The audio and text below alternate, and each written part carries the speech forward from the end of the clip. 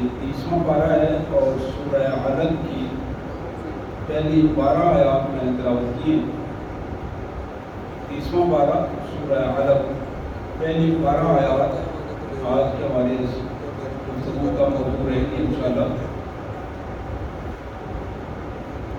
سب سے پہلے ان مبارک آیات کا سادہ سا ترجمہ اور مفہوم، اور پھر نبی محترم سید عالم صلی اللہ علیہ وآلہ وسلم کے ارشادات کی روشنی میں مختصر سی گفتگو۔ اللہ کے مبارک نام سے بڑا مہربان اور زیادہ رحم کرنے والا ہے۔ اقرأ بسم ربک الذی خلق، پڑھو اپنے پروردگار اپنے رب کے نام کے ساتھ، وہ ذات گرامی جس نے پیدا کیا ہے۔ خلق الانسان من علق، انسان کو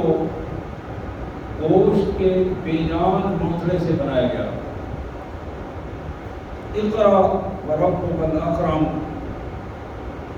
اس رب کا نام پڑھو جو بڑی عزت والا، بڑے مرتبے والا تمہارا پروردگار ہے۔ الذی علم بالقلم، وہ مالک جس نے علم قلم کے ذریعے سکھایا۔ علم الانسان ما لم یعلم، انسان کو وہ کچھ سکھایا جس کو وہ بالکل نہیں جانتا تھا۔ کلا ان الانسان لیطغی، حقیقت یہ ہے انسانوں، جس طرح تم اپنی زندگیاں بسر کر رہے ہو یہ کامیابی کا راستہ نہیں ہے۔ انسانوں کا رویہ تو یہ ہے کہ وہ سرکشی کے ساتھ، بدمعاشی کے ساتھ، غنڈہ گردی کے ساتھ اپنی زندگیاں بسر کرنے کو کامیابی سمجھتے ہیں۔ ان الانسان لیطغی، بغاوت، سرکشی، بغاوت، یہ رویہ انسان نے اپنا رکھا ہے۔ الراہ استغنی، اور وہ سمجھتا یہ ہے کہ میں بے پرواہ ہوں، مجھے کسی کی گرفت نہیں آئے گی، میں کسی کے قابو میں نہیں آؤں گا۔ ان الی ربک الرجعی، یاد رکھو کہ تمہیں اپنے پروردگار کی طرف لوٹ کر جانا ہے۔ تم قابو میں ہو، کنٹرول میں ہو، ایک لمحہ بھر بھی اپنے پروردگار کے کنٹرول سے باہر نہیں ہو، اور بالآخر تمہیں جانا ہی وہاں ہے، تمہارا تو اختتام بھی وہاں وہی ہے۔ ارأیت الذی ینہی، دیکھا تم نے اس شخص کو جو اللہ کے دین سے لوگوں کو روکتا ہے۔ عبدا اذا صلی، اور خاص کر جب نماز کا وقت ہوتا ہے، اللہ کا بندہ نماز میں ہوتا ہے، تو یہ اس وقت کوشش کرتا ہے کہ وہ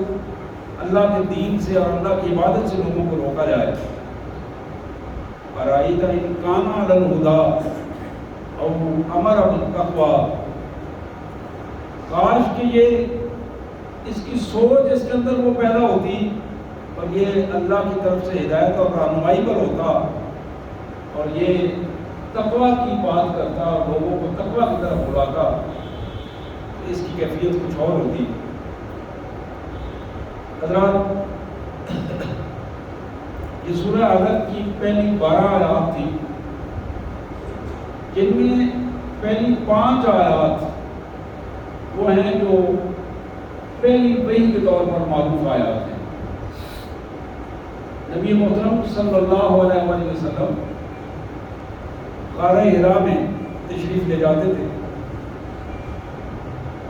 آپ کے علم میں ہے، یہ وہ باتیں ہیں جو ہماری نصابی کتابوں میں بھی موجود ہیں اور ہم اکثر سنتے اور پڑھتے رہتے ہیں۔ عمر مبارک جب 40 سال کی ہوئی تو غار حرا میں فرشتہ آیا اور اس نے یہ الفاظ کہے، اقرأ بسم ربک الذی خلق۔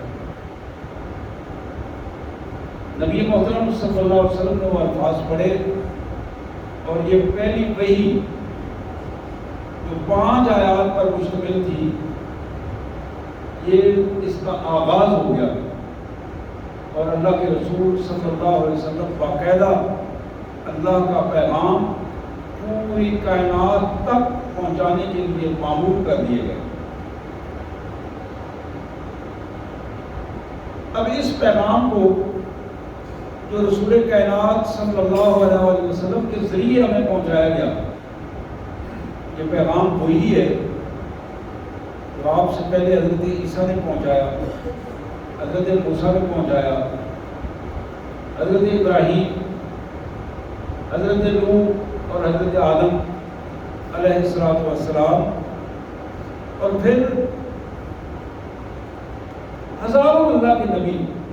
1 لاکھ سے زیادہ اللہ کے نبی مختلف ادوار میں مختلف قوموں کی طرف بھجوائے گئے۔ تخلیق کائنات، پوری کائنات جب رب نے بنائی اور اس کائنات میں انسانیت کو بنیادی کردار دے کر اس انسانیت کو شرف بخشا پوری کائنات میں، ہزاروں قسمیں، لاکھوں قسمیں مخلوقات کی، لیکن اشرف المخلوقات صرف انسان کو قرار دیا گیا، اور اس کی بنیاد اس کی علم ہے۔ علم اللہ تعالیٰ نے صرف انسان کو عطا کیا ہے، علم صرف انسان کو دیا ہے۔ سورہ الرحمن میں بھی اس بات کا تذکرہ قرآن مجید فرماتا ہے، الرحمن علم القرآن خلق الانسان علمہ البیان۔ اللہ نے اپنی رحمت سے انسان کو پیدا بھی کیا اور اس کو قوت گویائی عطا کی، بیان کرنے کا، بات کرنے کا سلیقہ سکھایا، علم عطا کیا۔ یہ جو قوت نطق ہے، جس کے پیچھے قوت ادراک ہے، یہ وہ ساری چیزیں مل کے انسان کے شرف کا باعث بنتی ہیں۔ اور یہی وجہ ہے کہ جناب محمد کریم صلی اللہ علیہ وسلم نے ارشاد فرمایا، طلب العلم فریضۃ علی کل مسلم، علم حاصل کرنا ہر مسلمان مرد عورت پر فرض ہے، فرض ہے۔ یہ بات بالکل طے شدہ ہے، جس طرح نماز ہم پر فرض ہے، روزہ فرض ہے، زکوٰۃ فرض ہے، حج فرض ہے، جہاد ایک وقت میں جا کے فرض ہو جاتا ہے، بالکل اسی طرح علم کا حاصل کرنا ہر مسلمان مرد عورت پر فرض ہے۔ اور اس کے بارے میں پوچھا جائے گا، جس طرح نماز کے بارے میں پوچھا جائے گا کہ تم نے نماز کیوں نہیں پڑھی، مسلمان ہو کر نماز کیوں نہیں ادا کی، تم نے تندرست ہو کر روزہ کیوں نہیں رکھا، تمہاری صلاحیت موجود تھی، مالی صلاحیت موجود تھی تو تم نے زکوٰۃ کیوں نہیں ادا کی، تمہارے اندر صحت موجود تھی، وسائل موجود تھے، تم نے حج کیوں نہیں کیا۔ یہ سوالات ہوں گے، ہر بندے سے ہوں گے۔ جو بندہ صلاحیت رکھنے والا ہے، اگر اس صلاحیت کے باوجود اس نے فرائض ادا نہیں کیے، وہ کنارے میں کھڑا ہوگا۔ تو وہاں ایک سوال یہ بھی ہوگا کہ تم نے علم کتنا حاصل کیا، علم کا فریضہ کتنا پورا کیا ہے۔ اور پھر ایک حدیث میں تو یہاں تک آتا ہے کہ تمام انسان جب قبروں سے اٹھیں گے کوئی فرد بھی اس وقت تک اپنا پاؤں نہیں ہلا سکے گا، آگے نہیں بڑھ سکے گا، جب تک کہ وہ 5 سوالوں کے جواب نہ دے دے۔ ان 5 میں جو آخری سوال ہے وہ یہی ہے کہ تم نے علم کتنا حاصل کیا اور اس پر عمل کتنا کیا۔ تو میرے پیارے بھائیوں، یہ پہلی چیز جو ہمارے ذہن میں رہنی چاہیے کہ علم حاصل کرنا فرض ہے، قرآن پڑھنا فرض ہے، حدیث پڑھنا فرض ہے۔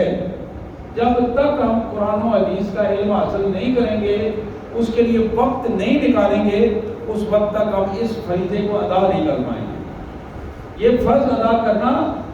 موت سے پہلے پہلے یہ بات یاد رکھیے، میری بہنیں بھی ذہن میں رکھیں، بھائی بھی ذہن میں رکھیں کہ ہمیں جب تک ہم قرآن مجید پڑھیں گے نہیں، سمجھیں گے نہیں،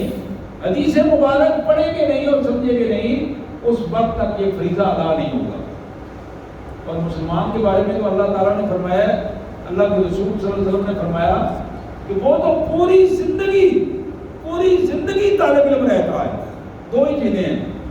یا وہ سیکھتا ہے یا وہ سکھاتا ہے۔ مسلمان یا سیکھنے والا ہوتا ہے یا سکھانے والا ہوتا ہے، یا پڑھنے والا ہوتا ہے یا پڑھانے والا ہوتا ہے۔ اگر ہم نے آج تک اپنی زندگی میں یہ فریضہ ادا نہیں کیا، اس کے لیے کوشش نہیں کی، تو پھر جتنی مہلت اللہ نے دی ہے، جتنے سانس ہیں، اس مہلت میں ہمیں یہ بات طے کر لینی چاہیے آج کے بعد کہ ہم اتنا ٹائم صرف اللہ کا دین سیکھنے کے لیے دیں گے، قرآن سیکھنے کے لیے دیں گے، اپنی اولادوں کو قرآن مجید سکھائیں گے، اپنی اولادوں کو حدیث مبارک سکھائیں گے۔ اس کے لیے یہ فیصلہ کرنا موت سے پہلے پہلے اس پر عمل کرنا انتہائی ضروری ہے۔ یہی وجہ ہے سید کائنات صلی اللہ علیہ وسلم نے فرمایا، من خرج فی طلب العلم فهو فی سبیل اللہ حتی یرجع۔ جو شخص اللہ کے دین کا علم حاصل کرنے کے لیے اپنے گھر سے نکل کھڑا ہوتا ہے، حضور نے فرمایا جب تک وہ واپس نہیں آتا فهو فی سبیل اللہ، وہ بالکل اسی طرح ہے جس طرح اللہ کے راستے میں جہاد کر رہا ہے، مجاہدانہ کردار ادا کر رہا ہے۔ گویا طالب علمی علم کا حصول، اس کے لیے ایک ایک قدم مجاہدانہ کیفیت کا حامل ہوگا۔ اسی طرح آپ اندازہ کر سکتے ہیں، رسول کائنات صلی اللہ علیہ وسلم نے ارشاد فرمایا، ترمذی کی یہ حدیث مبارک ہے، حضور نے فرمایا فقیہ واحد اشد علی الشیطان من 1000 عابد۔ لوگوں، ایک صاحب علم آدمی جو قرآن و سنت کو سمجھتا ہے، اس پر عمل کرتا ہے، فقیہ، وہ ایک عبادت گزار انسان کے مقابلے میں 1000 عبادت گزار ہوں تو حضور نے فرمایا ان پر ایک فقیہ کا مرتبہ زیادہ ہے، ایک صاحب علم کا مرتبہ زیادہ ہے۔ شیطان 1000 عابد سے جو رات بھر عبادت کرتا ہے، دن بھر روزہ رکھتا ہے، 1000 عابد سے اتنا نہیں خوف کھاتا جتنا ایک عالم آدمی سے خوف کھاتا ہے جو اللہ کے لیے علم حاصل کر کے اس پر عمل کرتا ہے۔ اسی طرح محمد کریم صلی اللہ علیہ وسلم کا یہ دوسری حدیث آپ ذرا اس پہ غور فرمائیے، فرمایا فضل العالم الذي يصلي المكتوبة ثم يجلس فيعلم الناس الخير على العابد الذي يصوم النهار ويقوم الليل كفضل على أدناكم۔ یہ دارمی کی حدیث ہے، حضور نے فرمایا کہ ایک عالم آدمی، اس کی فضیلت، وہ عالم آدمی جو فرض نماز پڑھاتا ہے، نماز پڑھ کے بیٹھ جاتا ہے، ثم یجلس، بیٹھ جاتا ہے،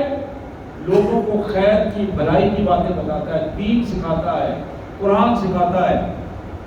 فرض نماز ادا کر کے پھر قرآن سکھاتا ہے، حدیث سکھاتا ہے، لوگوں کو علم عطا کرتا ہے۔ حضور نے فرمایا وہ بندہ علی العابد الذی یصوم النہار و یقوم اللیل، وہ عابد آدمی جس نے دن بھر روزہ رکھا ساری عمر، رات پوری کھڑے ہو کر اللہ کی عبادت کرتا رہا، اس کا اور اس عالم کا حضور نے فرمایا اتنا فرق ہے کہ فضلی علی ادناکم، جس طرح تم میں سے سب سے چھوٹا صحابی اس کا اور میرا فرق ہے، اسی طرح ایک عالم آدمی اور ایک عابد آدمی ہے۔ اللہ کے رسول صلی اللہ علیہ وسلم نے فرمایا یہ فرق ہے کہ فضلی علی ادناکم، جتنی تمہارے عام صحابی سے میری فضیلت ہے اتنی ایک عام عابد سے اس وقت کے اس عالم کی فضیلت ہے جو اس نے قرآن و سنت پڑھا ہے، اس کے مطابق عمل کرتا ہے، عمل پیرا ہے۔ اسی طرح محمد رسول اللہ صلی اللہ علیہ وسلم نے ارشاد فرمایا خصلتان لا یجتمعان فی المنافق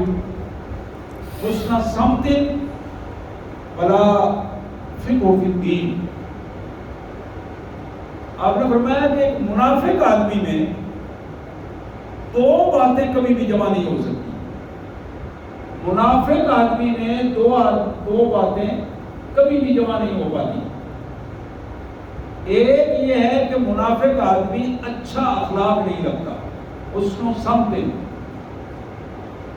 کہیں نہ کہیں جب اس کی طبیعت کے خلاف کوئی بات ہوگی وہ ضرور اپنی زبان کھولے گا اور بدتمیزی شروع کر دے گا۔ منافق کی علامات یہ ضرور اپنے اعضاء و جوارح سے کوئی ایسی حرکت کرے گا جو دین کے خلاف ہے، اللہ کے رسول کی سنت کے خلاف ہے۔ دوسری بات یہ ہے کہ منافق آدمی کبھی دین میں سنجیدہ نہیں ہوتا، دین کو سمجھنے کی کوشش نہیں کرتا، سمجھ کر اس پر عمل کرنے کی کوشش نہیں کرتا۔ منافق کی پوزیشن یہ ہے کہ وہ دین کو سرسری انداز میں لیتا ہے، سرسری انداز میں، سطحی طور پر چھوٹی موٹی کوئی عبادت کر لی تو سمجھا کہ میرا کام مکمل ہو گیا۔ اسی طرح محمد رسول اللہ صلی اللہ علیہ وآلہ وسلم نے فرمایا کہ لوگوں، من جاءہ الموت وهو يطلب العلم ليحيي به الاسلام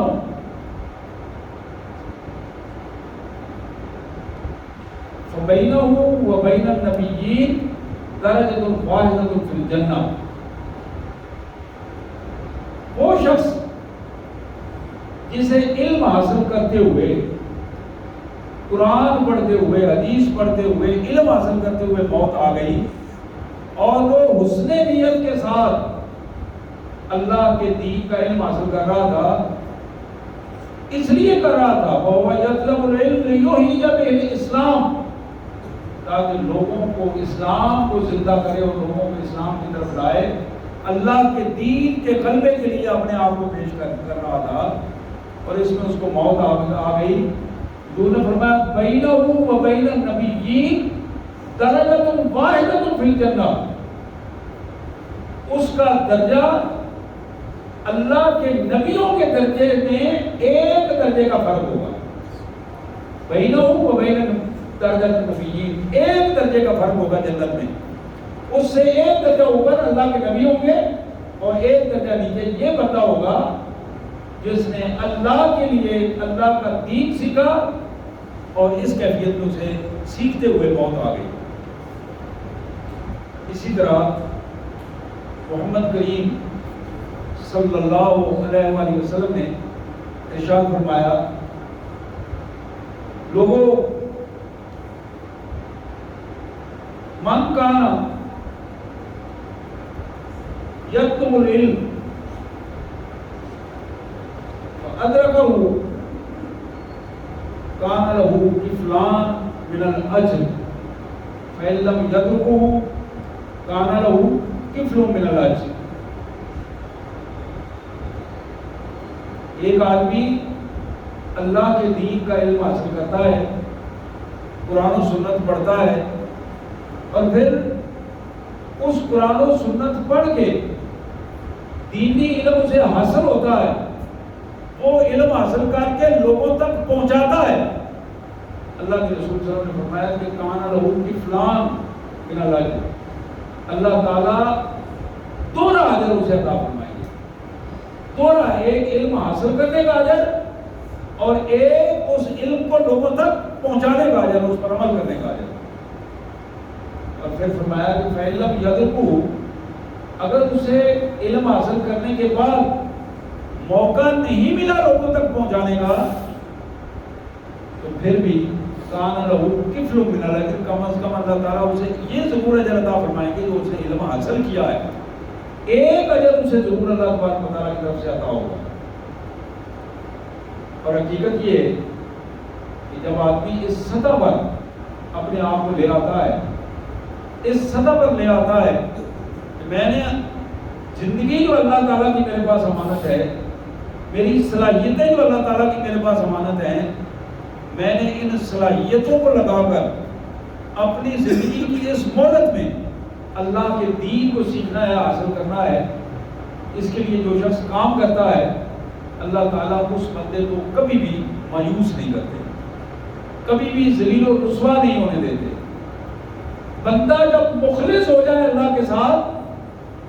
اس مخلص بندے کو اللہ تعالیٰ کبھی بھی ذلیل و رسوا نہیں ہونے دیتے۔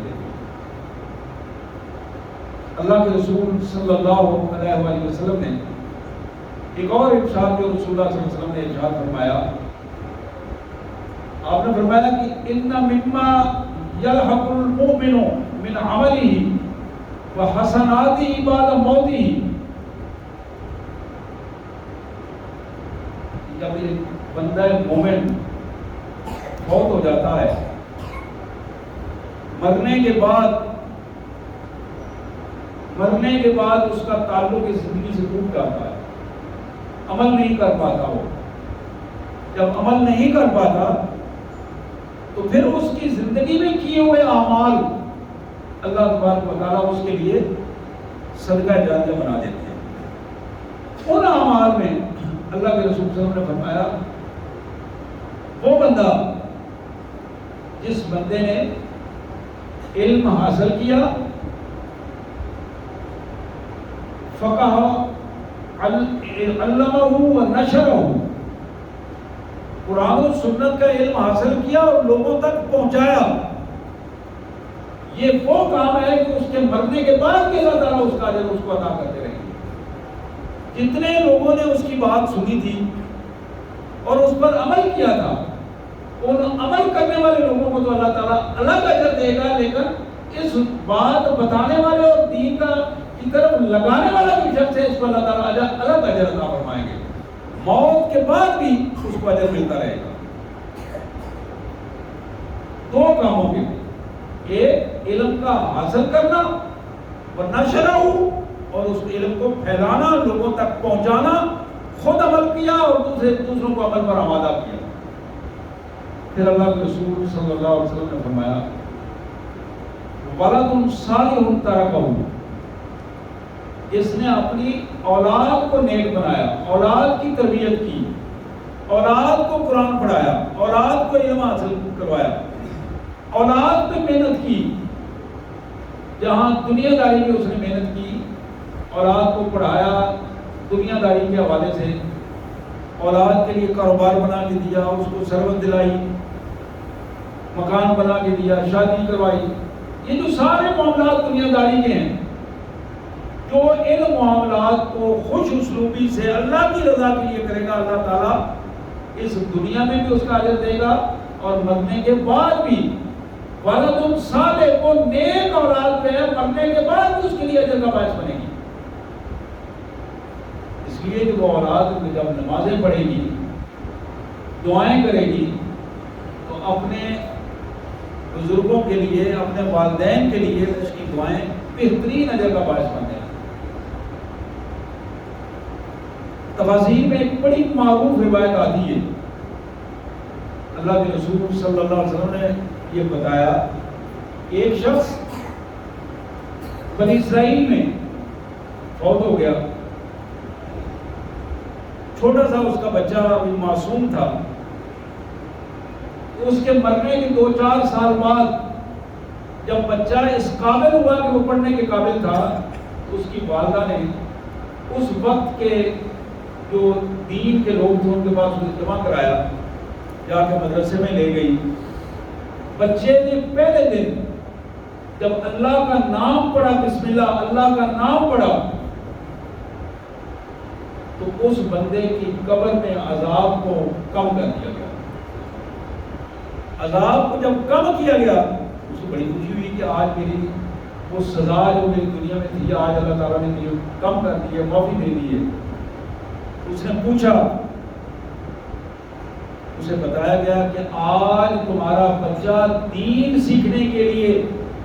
مدرسے میں گیا، آج اس نے پہلی دفعہ اپنی زبان سے اللہ کا نام پڑھا ہے، اور اللہ نے اپنے نام کی برکت سے تمہاری سزا جو ہے اس میں کمی کر دی. حضرات اسی طرح رسول اللہ صلی اللہ علیہ وسلم نے فرمایا ولدن صالحا، نیک اولاد بندے کے لیے موت کے بعد بھی اجر کا باعث بنتی ہے. ان نیک اولادوں کو نیک بنانا، ان کو قرآن و سنت کا علم سکھانا، یہ موت کے بعد بھی میرے اور آپ کے لیے اجر کا باعث بنے گا. اور یہ بھی حقیقت ہے، اور بڑی اہم حقیقت ہے، اور بڑا مشہور جملہ ہے یہ. ایک دنیا میں مقام حاصل کرنے والا بچہ جو کسی اچھے مرتبے پر پہنچ جاتا ہے، پیسہ زیادہ آ جاتا ہے، وسائل زیادہ آ جاتے ہیں، لوگوں پر اختیار زیادہ آ جاتا ہے، اچھے مرتبے پر پہنچ گیا ہے، اس سے بات کرتے ہوئے والدین تھوڑا گھبرا کے بات کرتے ہیں. دنیا داری کا بندہ، بچہ جو ہے وہ وزیر اعظم بن گیا ہے، جرنیل بن گیا ہے، عدلیہ کا جج بن گیا ہے، اچھے مرتبے پہ دنیا داری میں، تو والدین بات کرتے ہوئے اس کا خیال کرتے ہیں. بڑی بےتکلفی والے والدین بھی بڑا احتیاط سے بات کرتے ہیں. لیکن اس کے بالکل مقابلے میں وہ بچہ جو دیندار بچہ ہے، دین پڑھا ہے، اس نے اللہ کے دین کو پڑھ کر، وہ چاہے جہاں مدرسے چھوٹے سے پڑھا ہے، چاہے وہ مدینہ یونیورسٹی سے پڑھ کے آیا ہے، ازہر یونیورسٹی سے پڑھ کے آیا ہے، اس بچے کو فکر یہ ہوتی ہے کہ کہیں میری زبان سے رویے سے کوئی ایسا جملہ نہ نکل جائے جو میرے ماں باپ کے لیے پریشانی کا باعث ہو. یہاں دین کا علم حاصل کرنے والا بچہ، اولاد پریشان ہے اپنے والدین کی خدمت کے حوالے سے، اور وہاں دینی علم حاصل کرنے والے بچے، اس سے اس کے والدین پریشان ہیں کہ ہم اپنے بچے، کہیں ایسا نہ ہو کہ بچے کی شان میں غصہ کی ہو اور ہمارا تعلق اس سے ختم نہ ہوگا. رویہ اس طرح بنتا ہے. اللہ کے رسول صلی اللہ علیہ وسلم نے فرمایا کہ اپنے بچوں کو نیک بناؤ، ولدن صالحا، نیک بناؤ گے، علم سکھاؤ گے تو تمہاری دنیا کی زندگی بھی آسان ہوگی اور آخرت کی زندگی بھی آسان ہوگی. پھر حضور صلی اللہ علیہ وسلم نے فرمایا او مصرفا، اگر قرآن مجید کی کوئی خدمت کی ہے، قرآن مجید لکھا ہے، خود قرآن مجید لے کر لوگوں کو دیا ہے، مدارس میں دیا ہے، مساجد میں دیا ہے، کتابیں لے کے دی. حضور صاحب نے فرمایا کہ جب تک لوگ اس کو پڑھتے رہیں گے، قبر میں بھی اس کا اجر اس کو ملتا رہے گا. پھر اللہ کے رسول صلی اللہ علیہ وسلم نے فرمایا او مسجدا بناؤ او بیتا لابن السبیل بناؤ، اس نے اپنی زندگی میں کوئی مسجد بنا دی، مسجد کی بلڈنگ بنا دی، مدرسے کی بلڈنگ بنا دی، کوئی ایسا نظام بنا دیا جس میں اللہ کے دین کا کام ہو رہا ہے. او بیتا لابن السبیل، یا کوئی مسافر خانہ بنا دیا ہے،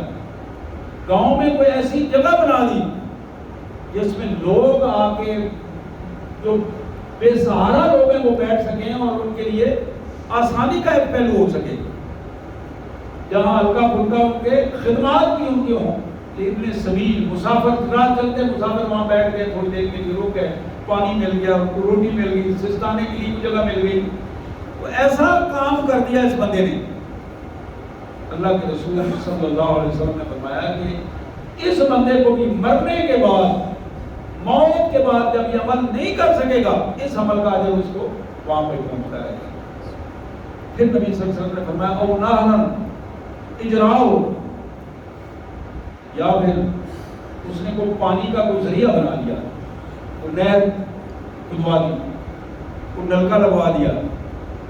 اپنی استطاعت کے مطابق، پانی کا کوئی نظام، کو کولر لگا دیا سخت گرمیوں کی پوزیشن میں، یہ ساری چیزیں ہیں جو ہماری آبادی کی ضرورتیں ہیں۔ حضور صلی اللہ علیہ وسلم نے فرمایا کہ لوگوں کو پانی کے حصول کے لیے جس نے آسانی پیدا کر دی، یہ اس کے لیے صدقہ جاریہ بن جائے گا، اور کل اس کے لیے مرنے کے بعد بھی اس کے لیے آسانی پیدا ہوگی، اور یہ عمل اس کے لیے وہاں پہنچے گا۔ پھر آپ نے ارشاد فرمایا اور صدقۃ اخرج من مالہ فی صحتہ، بڑا عظیم جملہ ہے، اپنے مال سے اللہ کی خاطر، اللہ کو خوش کرنے کے لیے، کوئی اور اس میں جذبہ نہیں ہوا، کوئی ریاکاری یا دوسرا کوئی، اللہ کی رضا کے لیے، یہ پہلی شرط ہے۔ دوسری شرط انہوں نے فرمائی کہ اپنے تندرست صحت مند ہونے، یعنی اپنے مال پر اپنا اختیار تھا تو دیا، یہ نہیں کہ بیمار ہو گیا تو انہوں نے کہا چلو صدقہ دے دو، حضور نے فرمایا مجبوری سے نہیں، خوشی سے، تندرستی سے، خوش ہو کر اپنے وسائل سے اپنے پیسے اللہ کی رضا کے لیے خرچ کر دیے۔ حضور نے فرمایا کہ یہ بندہ جس نے تندرستی میں، صحت میں اللہ کی رضا کے لیے اللہ اپنا مال خرچ کر دیا، تو یہ صدقہ جاریہ اس کے لیے کمال قسم کا، الحقہ من بعد موتہ، اس کے مرنے کے بعد اللہ تبارک و تعالیٰ اس کے لیے اس کا اجر کا باعث بنا دے۔ میرے پیارے بھائیوں، میری عزت ماں بہنوں، آج کی ہمارے یہ پوری گفتگو جو نبی رحمت صلی اللہ علیہ وسلم کی احادیث مبارکہ کے پس منظر میں ہوئی، اور اسی طرح سورہ علق کی ان آیات کے پس منظر میں میں خصوصی طور پر توجہ دلانا چاہوں گا اس حوالے سے کہ جو بچیوں کا مدرسہ آپ کے قریب اس مسجد کے زیر انتظام چل رہا ہے،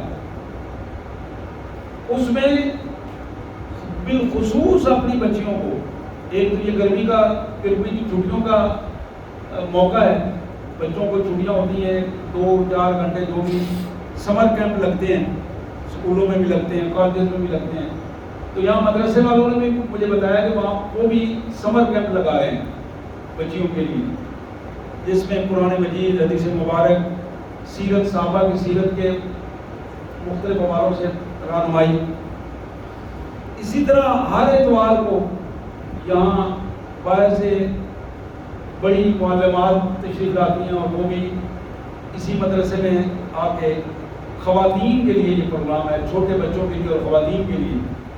ہر دفعہ ان کے لیے ایک نیا موضوع اور دین سیکھنے کا ایک نیا انداز ہے جو بتایا جاتا ہے۔ بظاہر یہ چھوٹے چھوٹے کام ہیں جو بظاہر ایک ہی آدمی کر رہا ہوتا ہے، 2 آدمی کر رہے ہوتے ہیں، مل کے تنظیمیں کر رہی ہوتی ہیں، لیکن میرے پیارے بھائیوں، جس انداز میں جتنا حصہ ہمارا 2 حوالوں سے، ایک ہے مالی طور پر اس کو سپورٹ کرنا، مالی طور پر سپورٹ کرنے کے ساتھ اہم ترین بات یہ ہے کہ ہم اپنے بچیوں کو وہاں بھجوائیں، خواتین خود وہاں مائیں جائیں۔ اسی طرح ہم اپنے گھروں میں، یہ جو گھروں میں آگ لگی ہوئی ہے، جہنم کی آگ سے پہلے، جہنم کی آگ سے پہلے آج ہمارے معاشرے میں گھروں میں وہ آگ لگی ہوئی ہے جو برائی کی آگ بھڑک رہی ہے، بد اخلاقی کی آگ بھڑک رہی ہے، بے دینی کی آگ بھڑک رہی ہے۔ اس کو قرآن مجید نے کہا کہ یا ایھا الذین آمنوا قوا انفسکم واہلیکم نارا، اپنے آپ کو، اپنے بچوں کو، اپنی نسلوں کو بچاؤ، اہل خانہ کو بچاؤ اس آگ سے، جو آگ ہمارے اپنے ہاتھوں کی بھڑکائی ہوئی آگ ہے۔ اور یہ صرف اس حوالے سے یہ آگ بجھ سکتی ہے کہ ہم اپنی نسلوں کو دیندار نسلیں بنائیں، اور دینی مدارس میں بھیج کر اپنی بچیوں کو، خاص کر بچیاں اس انداز میں کہ جو مستقبل کی نسلوں کی معمار ہیں، ان کے حوالے سے اپنے آپ کو اس پوزیشن میں لائیں۔ اللہ تبارک و تعالیٰ اس حوالے سے ہمیں یہ اپنی بھی اور اپنے پورے جہاں جہاں ہمارا تعلق ہے اس حوالے سے بھی ہمیں توفیق عطا فرمائے کہ ہم اس صدقہ جاریہ کو، حضور نے فرمایا من دل علی الخیر کفاعلہ، جو دوسرے کو توجہ دلا کر نیکی کی طرف لاتا ہے اللہ تعالیٰ اس کو بھی اتنا ہی اجر عطا فرمائیں گے جتنا نیکی کرنے والے کو اجر ملتا ہے۔ یہ جو اتوار آ رہا ہے پرسوں،